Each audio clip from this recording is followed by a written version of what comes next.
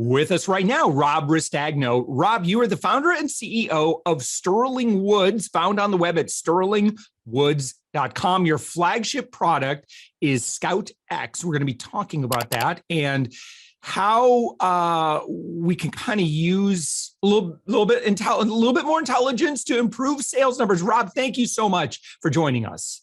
It's a pleasure to be here, Josh. Looking forward to the conversation. For sure. High-level overview. What is ScoutX? ScoutX is basically in the business of ethically giving you the answers to the test in advance. All right. How would we do that unethically? I don't want to get into that on a recorded line. Total black hat stuff. But no, basically what we're doing is we're going out and figuring out exactly who your best customers are, exactly what they want, exactly what messages resonate with them, and exactly what they're willing to pay. And it's I call it a data-driven market segmentation approach. That leads to quite remarkable results.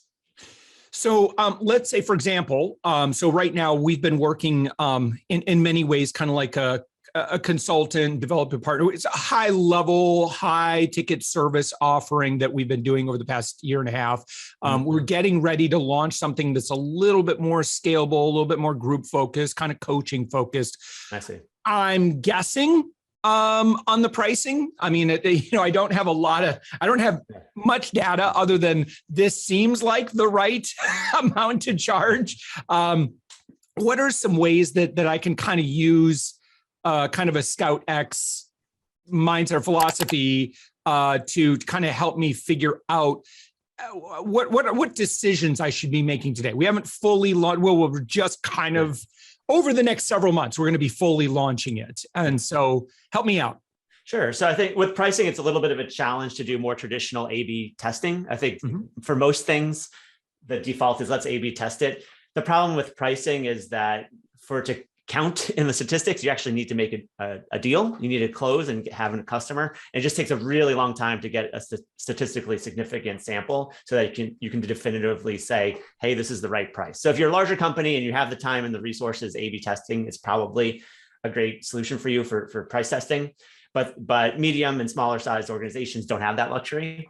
We need answers sooner, and we can't wait a year for enough data to roll in. What we've found is that there are two important things. One is recognizing that you have multiple different customer types in your market, and not all of them want the same thing, nor are they willing to pay the same thing. Right. So the first step is I say averages lie. Figure out who those segments are in your audience and figure out what their willingness to pay is. So for example, we had one client who constantly surveyed about pricing, and they asked, how much are you willing to pay? And usually it came back around $300 or $400 a year on average. And all they looked at was the average. So that's around how they kept their price where it was. When they went through and actually segmented their audience and realized that they had 3 different segments, for example, overly simplifying it, but the executives, the middle managers, and the junior managers, they found that the executives were actually willing to pay almost 10 times that. So they could launch a product targeted at executives at 10x the price point. And the people that were more junior, they were willing to pay about half of that. So there was a decision to make, do you make a lightweight product to go after that market and lower the price, or you stay firm and only focus on mid managers with the core product. So that's one thing, is really think about different segments. And the other thing is you have to go ask the customers. And I'll recommend something for people to Google. It's called the Van Westendorp pricing model. It's 2 to 4 simple questions you can ask in a survey that allow you to draw supply and demand lines. Because if you ask someone point blank, how much are you willing to pay, you're not going to get very reliable responses. But this Van Westendorp pricing model gets at it in a more nuanced way, and it's much more accurate. So let me spell that. So my first Google search was Van Westendorp. It's Van West Westendorp, and then I searched pricing model. Sure enough, here's a ton of different stuff on here, kind of breaking that down. That's helpful. Thank you.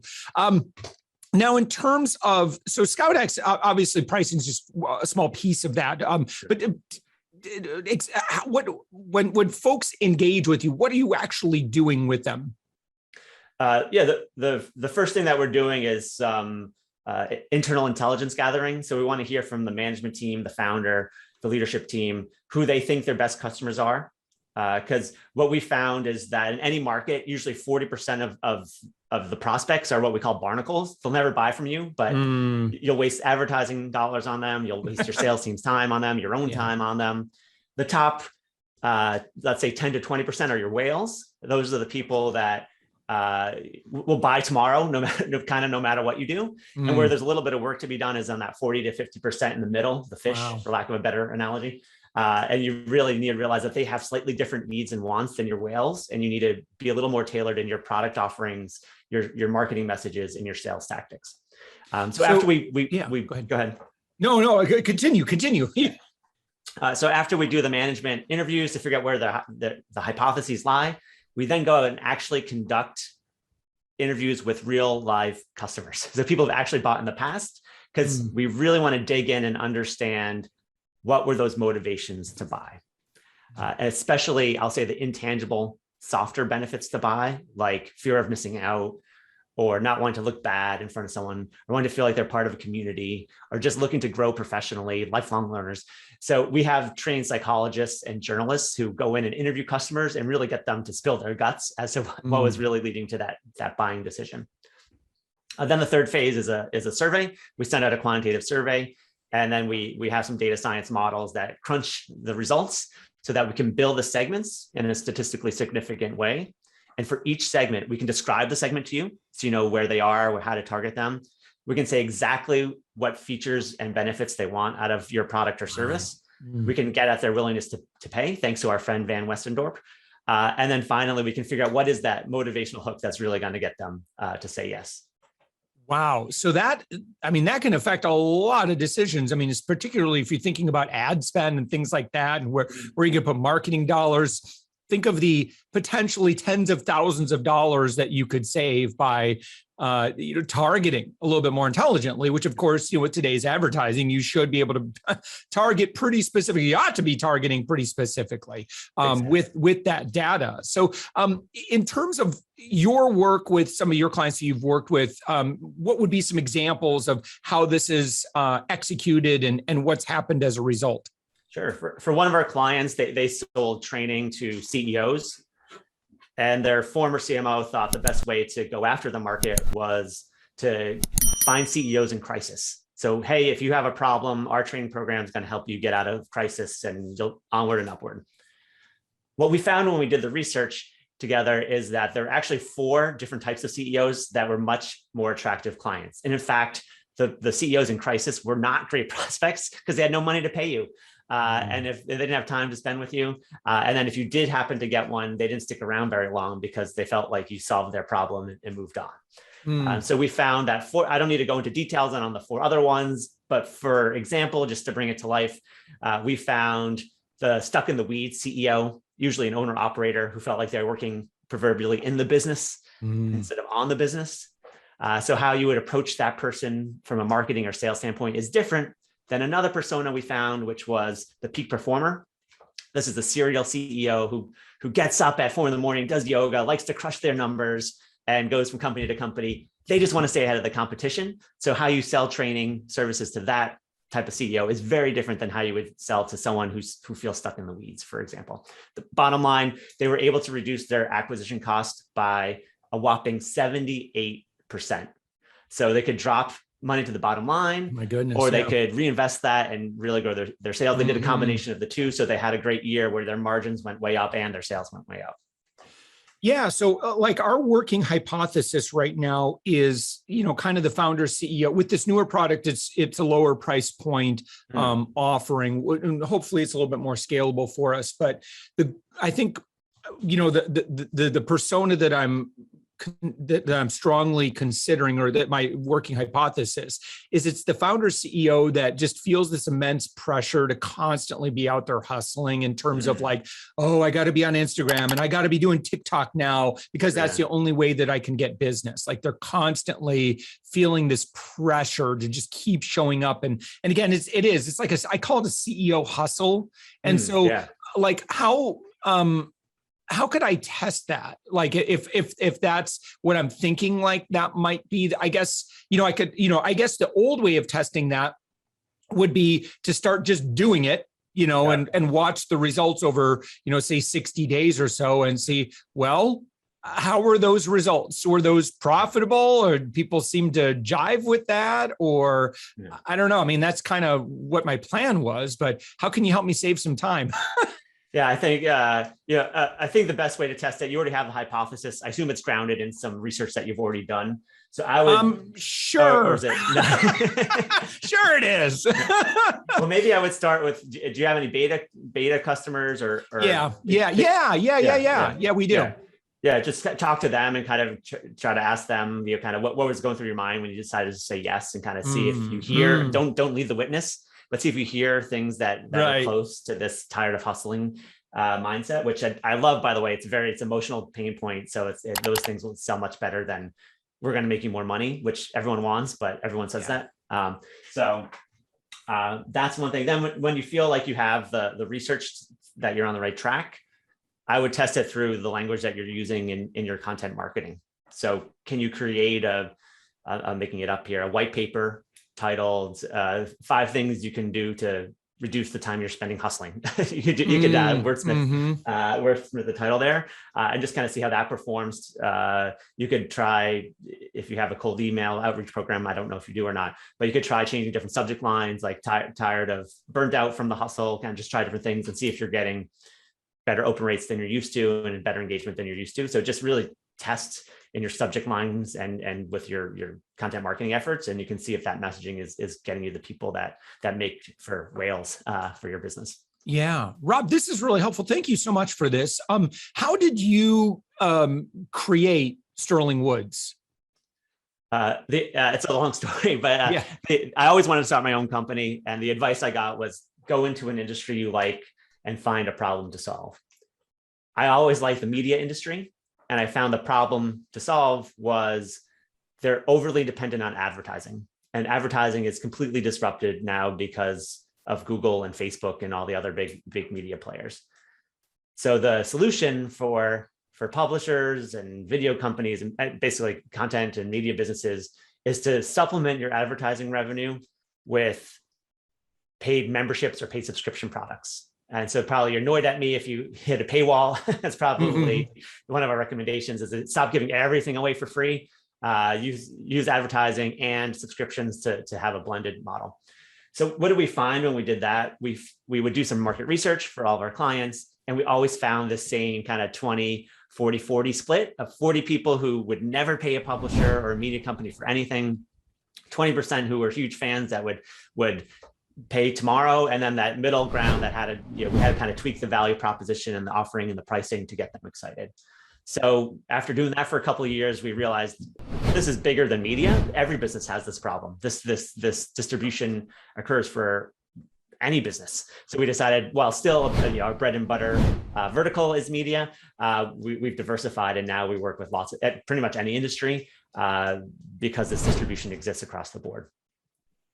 Yeah, terrific. So today, where do your clients come from?